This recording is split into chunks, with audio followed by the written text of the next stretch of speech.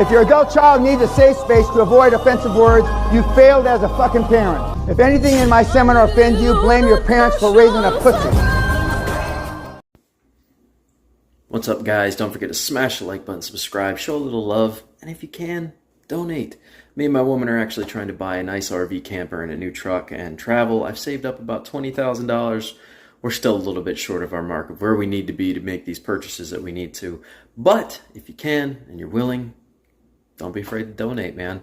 I want to be able to travel and help people with their scooters and motorcycles while we travel. Think about it. Anyways, let's get started with today's video. Catch you guys on the flip. Welcome back.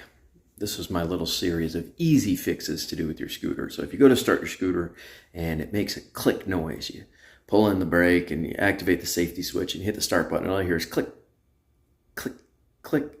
This is normally signs of a starter solenoid failing, and it's pretty common on these little scooters to fail. However, you might want to troubleshoot a little bit.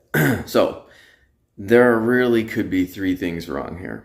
Number one could be a bound up starter that is just given up and it's kicking that current back to the solenoid because it can't turn anymore, causing it to click. However, I think a large majority of the time you will find that it is just the starter solenoid that has failed. But you can test this easily. There are two metal prongs with nuts on them on the starter solenoid. Take a screwdriver with a plastic handle, put on a glove if you want to, and ground out both of the contacts. If the scooter turns over when you ground out both of the contacts, then you know that the starter's good, the battery's good, but the starter solenoid has failed. And then you just need to replace the starter solenoid.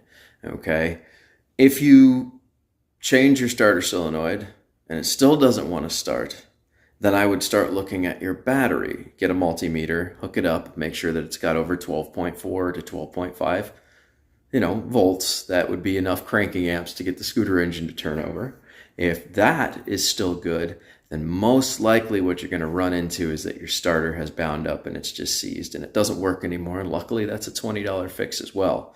If you do all of these things and that does not solve your problem, then you need to start looking at your safety switches. You could have a kickstand safety switch. Both of your brakes have safety switches on them. One of your safety switches most likely has failed, and that is why the scooter's not turning over.